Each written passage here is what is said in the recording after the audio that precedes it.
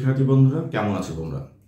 আজ তোমাদের জন্য গুরুত্বপূর্ণ একটি বিষয় নিয়ে হাজির হলাম, সেটি হচ্ছে পদ নির্ণয়। যারা ক্যাডেট কলেজ ভর্তি পরীক্ষায় অংশগ্রহণ করতে যাচ্ছ তাদের জন্য এই পদ নির্ণয়টি খুবই গুরুত্বপূর্ণ। আজকে আমরা ক্যাডেট কলেজ ভর্তি পরীক্ষা 2024 যে প্রশ্নগুলো এসেছিল পদ নির্ণয়ের ক্ষেত্রে, সেই প্রশ্নগুলো আজকে সমাধান দেব। প্রথমে রয়েছে চির উন্নত মম শির। শির মানে হচ্ছে মাথা, মম মানে হচ্ছে আমার, মম মানে হচ্ছে আমার। এটা কাজী নজরুল ইসলামের আমরা যদি বিখ্যাত কবিতা বিদ্রোহী কবিতার একটি লাইন, চির উন্নত মম শির, সেখান থেকে আপনার হচ্ছে এখানে নেওয়া হয়েছে। তো মম মানে হচ্ছে আমার, মম হচ্ছে আমার। তাহলে এখানে কোনো নামের পরিবর্তে তাই এখানে আমার শব্দটি ব্যবহার হয়েছে, তাই মমটি হবে হলো সর্বনাম। মমটি আবার বলছি, মমটি হবে হচ্ছে সর্বনাম, যেটাকে ইংলিশে প্রোনাউন বলা হয়, মানে অর্থাৎ মূল বিশেষ্যের পরিবর্তে যে শব্দটি বাংলা ভাষায় ব্যবহার হয় তাকে সর্বনাম বলে, সেই সর্বনাম। তাহলে মমটা হবে হচ্ছে সর্বনাম। এরপরে আমরা যদি দেখি যে আমার তরি বোঝাই করে দেব উপহার। তরি মানে হচ্ছে নৌকা, তরি মানে হলো নৌকা। এখন কোনো একটি যানবাহন, এটা হচ্ছে একটা যান মানে জলযান, যার মানে যেটা নদীতে চলে বা পানিতে চলে, এই জলযান। তাহলে সেই জলযানের নাম হলো তরি। অতএব এই তরি হবে হচ্ছে বিশেষ্য, তরি হবে বিশেষ্য, অর্থাৎ নাউন বা বিশেষ্য। কোনো কিছুর নামকে বিশেষ্য বোঝায়, সেটি হবে। এরপরে আসলো বলো মাকে ভয় কি গো মা বাণিজ্যেতে যাই। বলো মাকে, মাকে বলবে ভয় কি গো মা। এখন বিষয়টা হচ্ছে বলো মাকে ভয় কি গো মা বাণিজ্যেতে যাই। এখন ভয় কি গো মা, ভয়টা একটা জিনিস, যেটা কি গো মা এটা নিয়ে প্রশ্ন করছে মাকে। আসলে ভয় কি গো মা, ভয় তো নাই। আসলে ভয়টা একটা হচ্ছে আমরা যখন ভীত হই, সেই ভীতর নামটা হচ্ছে ভয়, এখানে নাম হিসেবে ব্যবহার করা হয়েছে। এটা হবে হচ্ছে বিশেষ্য। আবারও বলছি, ভয়টা হবে হচ্ছে বিশেষ্য। কেন বিশেষ্য হবে? কারণ ভয়টা এখানে নাম হিসেবে যুক্ত হয়েছে। এরপরে আমরা আরেকটি প্রশ্ন পেয়েছি, সেটা হচ্ছে নাইলে মোদের রাজার সনে মিলব কি শর্তে।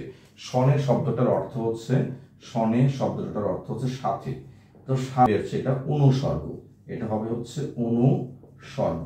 অর্থাৎ আইলে মোদের রাজার সনে মিলব কি শর্তে, মানে রাজার সাথে কিভাবে মিলবো। তাহলে সনে, সনে মানে হচ্ছে সাথে, এবং এটা একটা অনুসর্গ। এরপরে যদি আমরা পরের প্রশ্নটাতে যাই, মধ্যদিনে নরম ছায়ায় ডাকছে ঘুঘু। নরম ছায়া, ছায়াটা কি? একটা অবস্থা। আমরা যদি কোনো কিছুর যদি ছায়া পড়ে, যে কালো যে অংশটা তৈরি হয় আলোর কারণে, যে বিপরীত পাশে যে কালোর অংশটা তৈরি হয়, সেটার নাম দিচ্ছে কি? ছায়া। তাহলে সেই ছায়াটা আবার কেমন? সেই ছায়াকে বিশেষায়িত করছে বা মডিফাই করছে।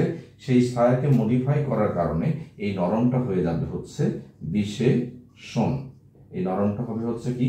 বিশেষণ, অর্থাৎ নরমটা হবে হচ্ছে অ্যাডজেক্টিভ বা বিশেষণ। তাহলে আমরা আশা করি এই যে প্রশ্নগুলো এসেছে, প্রশ্নগুলো কিভাবে কোনটা কোন পদ হবে আমরা বুঝতে পেরেছি। তারপরে আমি আবারও একটু বলছি, চির উন্নত মম শির, মম দ্বারা আমার এটা বোঝানো হয়েছে, তাহলে অতএব এটা হচ্ছে নামের পরিবর্তে ব্যবহার হয়েছে, তাই এটা সর্বনাম। আমার তরি বোঝাই করে দেব উপহার। আমার তরি, তরি মানে হচ্ছে নৌকা, তাহলে তরিটা হলো একটা জলযান, নৌকা মানে যেটা পানিতে চলে, অতএব তরি একটা নাম, অতএব এটা বিশেষ্য। মাকে বলো মাকে ভয় কি গো মা বাণিজ্যেতে যাই। পরবর্তীতে আমরা যেটা দেখছি, বলো মাকে ভয় কি গো মা বাণিজ্যেতে যাই। তাহলে ভয় কি গো মা, ভয় কি গো মা, আর ভয় তো নাই। বিষয়টা হচ্ছে ভয়টা হলো একটা যে মানে অবস্থা, মানুষের মনের অবস্থা, তার নামকে এখানে বোঝাচ্ছে যে ভয় কি গো মা। এখানে কিন্তু মানে কোনো একটা বিশেষ মানে বিশেষ্যকে কিন্তু বিশেষায়িত করেনি, মানে কোনো একটা নাউনকে বা বিশেষ্যকে বলেনি যে এই মানুষটা ভীত, ওই মানুষটা ভীত, এমন কিন্তু বলেনি। অথবা এই ভয়টা হচ্ছে বিশেষ্য, মানে ভয় কি গো মা। এরপর দেখেন, নাইলে মোদের রাজার সনে মিলব কি শর্তে। পরের প্রশ্ন, নাইলে মোদের রাজার সাথে মিলব কি শর্তে। সঙ্গে বা সাথে বোঝাচ্ছে, অথবা এটা হচ্ছে অনুসর্গ, এবং এটা হচ্ছে রাজার সাথে, সনে মানে হচ্ছে সাথে।